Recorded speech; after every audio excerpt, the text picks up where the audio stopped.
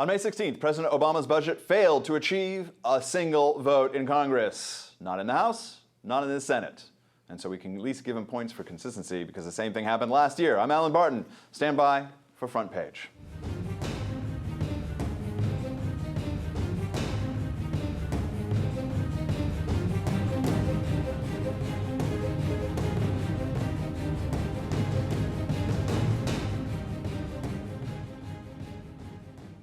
Joining me in studio, Elan Journo, fellow at the Ayn Rand Center for Individual Rights, and Terry Jones, associate editor for Investors Business Daily. All right, our favorite, the most charismatic man in the world, Senate Majority Leader Harry Reid, took to the floor for another incredibly moving and passionate speech about how his president failed to get a single vote from a democratically controlled Senate. Of course, it's the Republicans' fault. Let's take a look. Republicans can say over and over they're only forcing votes on 4 Republican budgets today because Democrats failed to pass their own budget. That couldn't be further from the truth. In August, Congress passed and President Obama signed a budget that reduces the deficit by more than $2 trillion. It's called the Budget Control Act. 28 Republican senators, including my friend, the minority leader, voted for the last legally binding budget. But since August, those Republicans have developed a case of amnesia. Why else would they walk around Washington claiming we don't have a budget?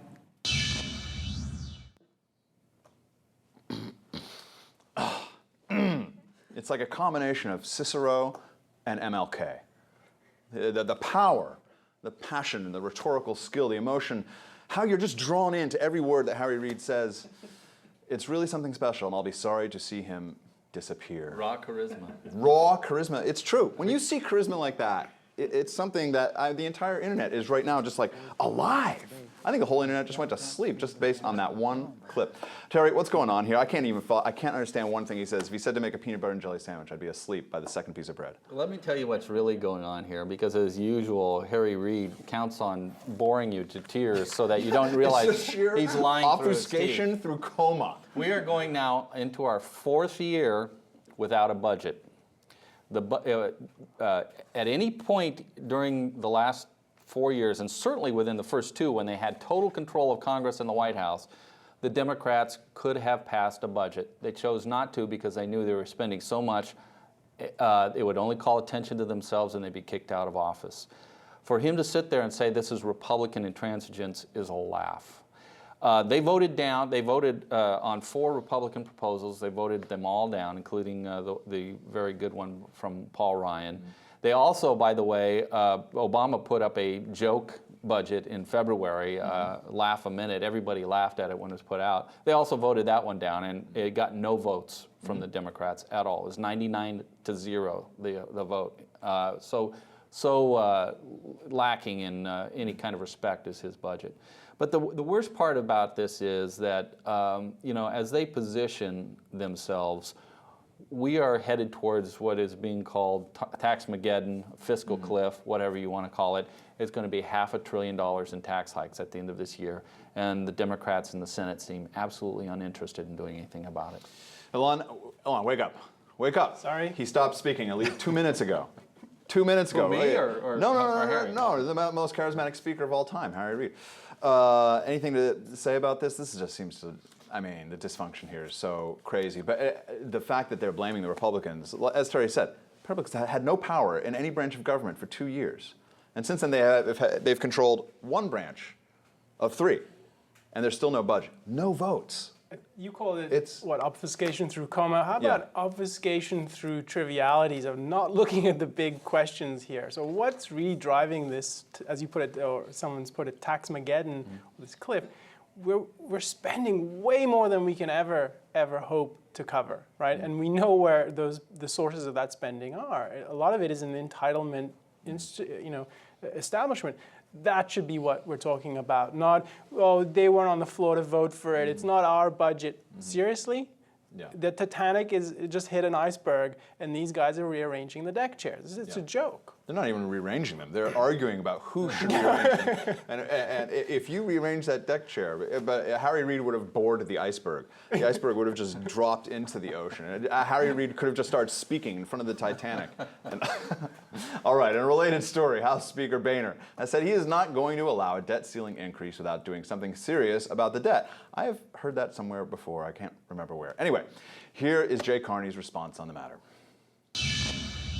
We cannot hold the full faith and credit of the United States government hostage to one party's political agenda. We saw what happened when this occurred last summer.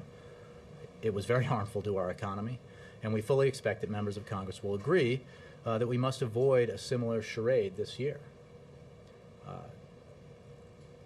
It can't possibly be the case that the right prescription for what we need to do right now is to engage in the kind of political brinksmanship that, unfortunately, congressional Republicans engaged in last year. So we're not going to do that. It wouldn't be good for our economy. You know what's really good for the economy? Continued borrowing at over $1 trillion a year. Yeah, you know, those long pauses, you almost think that the real Jay Carney, whatever entity knows that 2 + 2 = 4 inside the head of Jay Carney, gets tripped up in the middle of the sentence. He just pauses for 10 seconds contemplating. 16 trillion in debt, 17 trillion in debt. 2 + 2 equals whatever we want it to equal. 5. What's going? I mean, this is this is crazy. I mean, look, the Republicans kind of take it on the chin every time they try to push this fight through the sheer audacity of the ability of the Democrats to say, like, doesn't matter.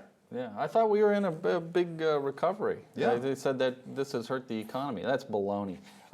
You know, the only thing that's going to keep us from stepping off the precipice into this horrible fiscal abyss that awaits us is the Republicans getting some huevos and standing up to this. Because last summer when they tried to do it, of course, the media all jumped on the bandwagon and echoed the White House's talking points on this and said it was just Republican meanness doing this. Well, all the Republicans were asking for last time they had a budget impasse, they wanted the same thing they want this time. They want them to pay for anything they do. They've asked them to pay for it. The Democrats do not want to pay for anything. Not one thing. They don't want to pay for 3 anything. years. The only thing I can hope is that after 3 years of this, the American people start to go like, wait a minute. This isn't just 1 year. This is 3 years of total avoidance of the issue. We've said this in my newspaper. We've said this, and we mean it sincerely and literally. This is the most fiscally irresponsible Congress in our nation's history. And any American out there watching right now should not be willing to vote these people back in because they're going to eat you out of house and home and to destroy your children's future. All right, Elan, I'll go with you. But Democratic Congressman Chris Van Hollen said no, and Terry's wrong. It's those nasty Republicans being hypocrites in the argument. Let's take a look. If you look at the House Republican budget, which they passed and the Speaker supports, it requires that you raise the debt ceiling by $5.2 trillion over the next 10 years. So the House Republican budget violates the rule, the principle that was laid down by the Speaker of the House yesterday. You can't have it both ways. That's totally hypocritical. Beyond that, it's reckless in terms of creating uncertainties and laying down these lines when, in fact, what we'd be doing is coming together to find a way to deal with the issue.